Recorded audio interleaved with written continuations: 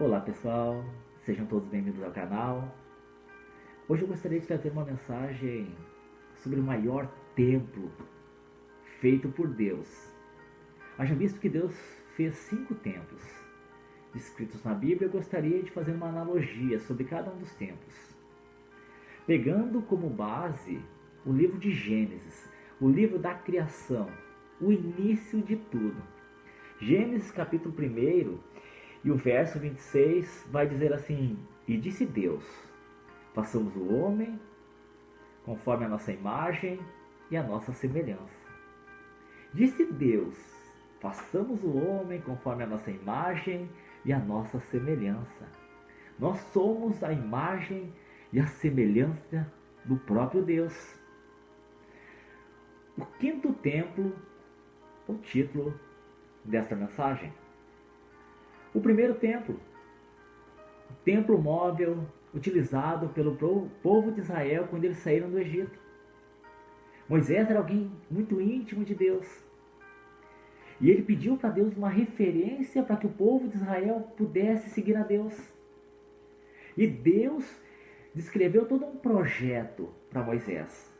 Uma réplica do templo celeste. Ou seja, o templo que Moisés fez era exatamente como o templo que há lá no céu.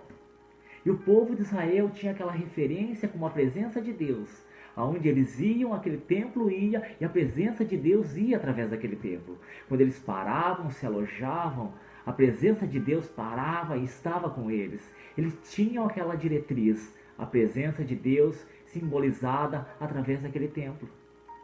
O segundo templo é esplendoroso. Ele é magnífico, ele é magnânimo. Ele foi o templo feito pelo rei Salomão. O rei Salomão, o filho do rei Davi, teve a incumbência de fazer um templo para adorar a Deus. E esse templo, ele levou 7 anos para ser construído.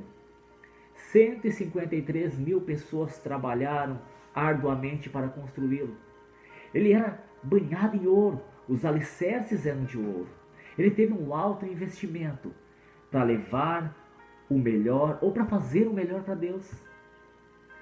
Esse templo, ele atraía a glória de Deus. Na inauguração desse templo, diz a Bíblia Sagrada que a glória de Deus desceu em forma de Shekinah. A presença de Deus incendiou aquele lugar. Esse templo foi magnífico, esplêndido, esplendoroso. Mas a Bíblia vai dizer que no ano de 586 a.C., quando o povo tinha virado as costas para Deus, e quando nós viramos as costas para Deus, a gente vai cair. Tudo vai começar a dar errado, porque Deus é o nosso escudo, a nossa fortaleza e o nosso socorro bem presente na hora da angústia. E o povo se afastou de Deus e a presença de Deus se afastou do povo. E a Babilônia, que era a maior potência daquela época, acabou visitando e destruindo a nação de Israel. E nesse ano de 586, esse templo foi queimado, foi destruído. Toda a riqueza que havia nesse templo foi levado para a Babilônia.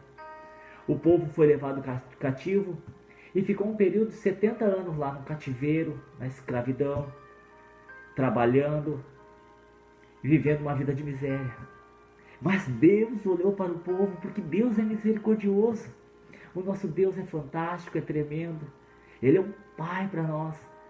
Ele visitou o povo e o povo voltou para casa.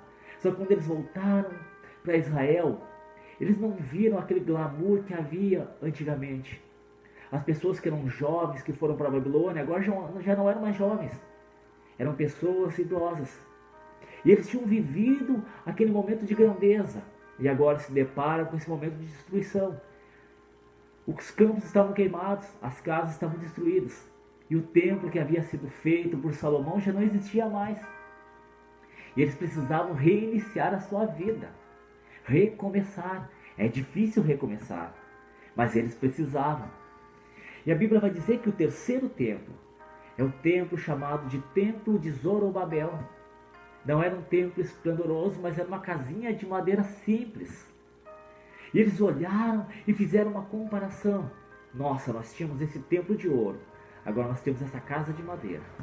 Eles se menosprezaram, Mas foi aí que Deus lançou uma das palavras mais lindas e proféticas de toda a Bíblia Sagrada. Deus usou o profeta que disse: olha, a glória da segunda casa será muito maior do que a glória da primeira casa. E aquilo trouxe um ânimo para eles, trouxe esperança de vida, porque Deus sabe como sarar as nossas feridas. Deus cuida da gente nos mínimos detalhes. Esse foi o terceiro templo, o templo feito por Zorobabel. O quarto templo foi um templo feito na época de Jesus. O templo que o rei Herodes o Grande construiu. Ele queria agradar os judeus e ele fez esse templo. Ele era grande, ele era formidável. Jesus Cristo ministrou nesse templo. Mas esse templo também foi destruído. Porque tudo que o homem faz é capaz de ser destruído. O que permanece eternamente é aquilo que Deus faz. São os projetos de Deus na nossa vida, são os sonhos sonhados por Deus para nós. Isso permanece eternamente. Esse templo feito por Herodes, ele foi destruído. Ele foi destruído no ano 70 depois de Cristo, quando houve uma chacina, um massacre. Mas ficaram vestígios desse templo. São conhecidas como Muro das Lamentações, onde pessoas do mundo inteiro vão lá e fazem seus pedidos, suas petições, suas orações. Escrevem suas cartas e colocam entre os tijolos daquele muro. E o quinto templo?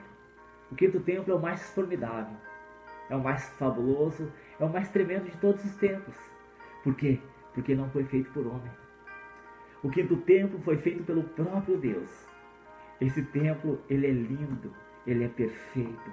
Basta você olhar diante do espelho que você vai ver o quinto templo. É isso mesmo, é você. Você é o quinto templo, o templo feito por Deus. O templo que eu li. E disse Deus: façamos o homem conforme a nossa imagem e conforme a nossa semelhança. O templo feito por Deus, o templo eterno, o templo que o tempo não apaga, que só a eternidade irá guardá-lo. O templo projetado por Deus, sonhado por Deus, vivido por Deus. Você é o maior templo feito por Deus. Você é o maior projeto de Deus. Eu mencionei os 5 templos. O primeiro templo, o templo sobre réplica celestial. O segundo templo, o magnífico templo feito por Salomão. O terceiro templo, o templo feito por Zorobabel. O quarto templo, o templo feito pelo grande rei Herodes. E o quinto templo, o templo projetado, feito e erigido pelo Criador da vida. Você é o templo do Espírito Santo. Você é o templo de Deus. Você é o fôlego da vida de Deus. Então levanta a cabeça e seja templo e morada do Espírito Santo. Que Deus abençoe a tua vida. Que Deus cuide de você. Quando estiver triste, dá uma olhadinha no espelho e veja que você é o templo de Deus. Dê um sorriso e veja que você é a imagem e a semelhança de Deus. Seja feliz, porque você é o maior sonho de Deus. Que Deus abençoe a tua vida. Se inscreva no canal, curta e compartilha. Em nome de Jesus, amém.